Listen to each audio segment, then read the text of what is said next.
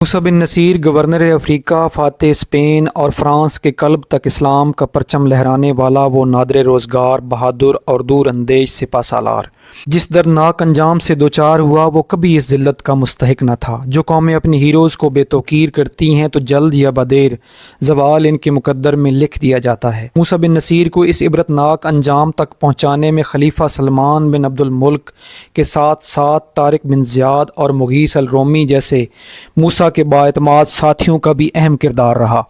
معزز دوستو، ویڈیو میں آگے بڑھنے سے بیشتر آپ سے التماس ہے کہ ہمارے چینل کو سبسکرائب کریں اور ویڈیو پسند آنے کی صورت میں لائک اور شیئر ضرور کریں۔ موسیٰ بن نصیر کی خدمات اور انجام کار کو دیکھ کر بے ساختہ شاہ انگلستان کے کار خاص وزیر کرام ویل کے الفاظ یاد آتے ہیں۔ اس نے کہا تھا کہ جس قدر میں نے جافشانی سے اپنی عمر عزیز کو اپنے خداوند مجازی کی خیرخواہی میں صرف کیا، اگر اس کا عشر اشیر بھی خداوند حقیقی کی خوشنودی اور اطاعت میں بسر کیا ہوتا تو وہ جرم پوش اور خطا بخش مجھ کو کبھی اس ذلت اور بے کسی سے دوچار نہ کرتا۔ ناظرین اکرام، اب یہاں پر سوال یہ پیدا ہوتا ہے کہ طارق بن زیاد اور موسیٰ بن نصیر کے درمیان وجہ عناد کیا تھی؟ طارق بن زیاد اور موسیٰ بن نصیر کے درمیان وجہ عناد موسیٰ کا طارق کو دوران معرکہ اسپین معزول کرنا اور اسپین کی مہم کے دوران طارق کے ہاتھ لگنے والا وہ تخت سلیمان علیہ السلام تھا جسے طارق بوجو اپنے پاس رکھنا چاہ رہا تھا، لیکن چونکہ موسیٰ گورنر تھا اور سپہ سالار بھی تو اس نے تخت سلیمان پر اپنا استحقاق سمجھا اور جبراً تخت سلیمان طارق بن زیاد سے حاصل کر لیا۔ لیکن طارق نے ایک چال چلی اور تخت سلیمان کا ایک پایا اپنی قبا میں بطور ثبوت کے چھپا لیا کہ جب مناسب وقت پر وہ تخت سلیمان پر اپنا دعویٰ کرے گا تو بطور ثبوت اس پائے کو پیش کر سکے گا۔ دوسری جانب موسیٰ بن نصیر جب یورپ کی فتوحات پر تھا تو خلیفہ ولید بن عبد الملک نے اسے واپس بلا بھیجا۔ کیونکہ موسیٰ بن نصیر اپنی مہم کو ادھورا نہیں چھوڑنا چاہ رہا تھا، لہٰذا اس نے مغیث الرومی جو کہ خلیفہ ولید بن عبد الملک کا پیغمبر تھا کو راضی کر لیا کہ وہ چند روز تعمیل حکم میں سختی نہ کرے۔ چنانچہ سپہ سالار اپنی مہمات کو جاری رکھتے ہوئے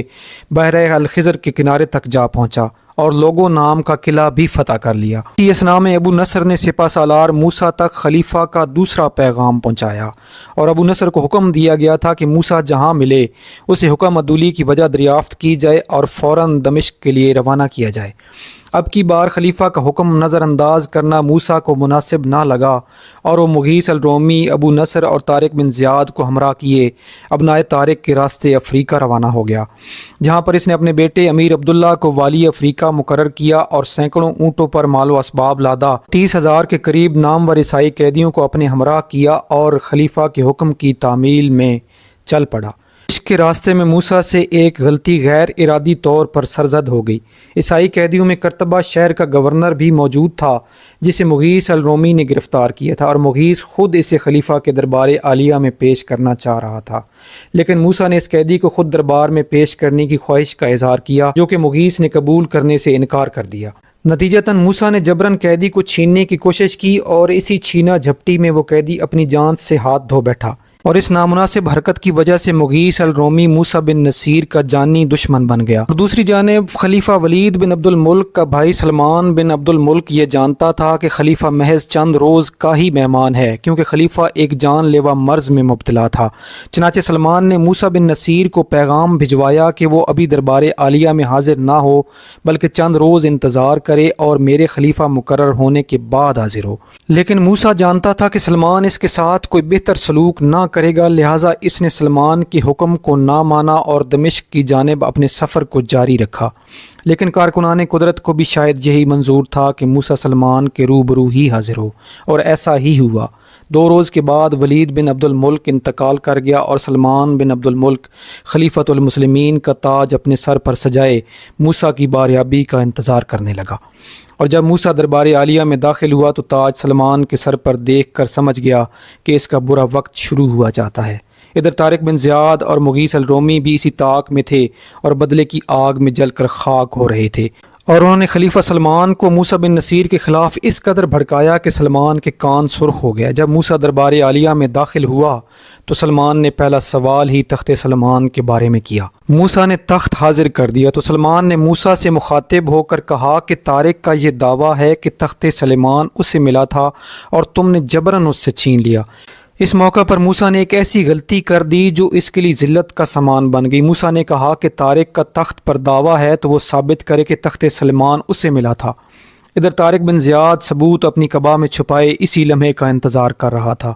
اور اس نے خلیفہ سے عرض کی کہ موسیٰ بن نصیر سے تخت سلمان کے چوتھے پائے کی بابت دریافت کریں۔ اس کے 3 پائے تو زمرد کے ہیں اور چوتھا پایا موسیٰ نے سونے کا لگایا ہوا ہے۔ اور خلیفہ کے استفسار پر موسیٰ نے کہا کہ اسے تخت سلیمان اسی حالت میں ملا تھا۔ اس کے بعد طارق بن زیاد نے چوتھا پایا اپنی قبا سے نکال کر تخت سلیمان میں فٹ کر دیا، جو کہ موسیٰ کو مجرم ثابت کرنے کے لیے کافی تھا۔ ادھر مغیث الرومی نے بھی سابق گورنر قرطبہ کے قتل کا مقدمہ خلیفہ کے دربار میں پیش کر دیا۔ دونوں جرم ثابت ہونے پر خلیفہ نے موسیٰ کی لازوال قربانیوں اور خدمات کو نظر انداز کرتے ہوئے اسے قید کرنے اور قتل کرنے کا حکم دے دیا،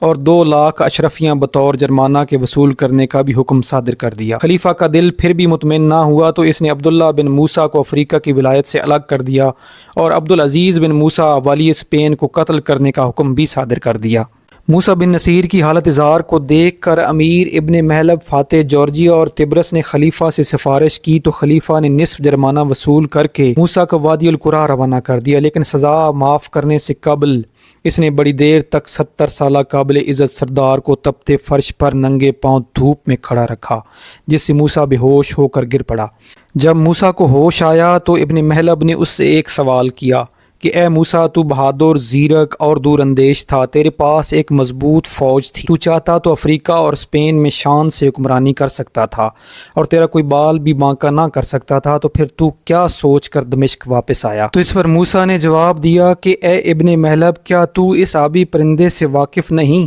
جس کی نگاہ دریا کی تہ کی خبر لاتی ہے، لیکن وہ اپنی اڑان میں اس قدر مست ہوتا ہے کہ شکاری کے بچھائے ہوئے جال کو نہیں دیکھ پاتا؟ بس کچھ ایسا ہی معاملہ میرے ساتھ بھی ہوا۔ غرض عبدالعزیز بن موسیٰ کا سر قلم کر کے خلیفہ کے دربار میں پیش کیا گیا اور عبداللہ بن موسیٰ کو افریقہ کی ولایت سے الگ کر دیا گیا، اور خود موسیٰ بن نصیر فاتح اسپین، گورنر افریقہ اور فرانس کے قلب تک اسلام کا پرچم لہرانے والا وہ نادر روزگار، بہادر اور دور اندیش سپہ سالار وادی قریٰ کی گلیوں میں بھیک مانگتے ہوئے اس دنیا فانی سے رخصت ہو گیا۔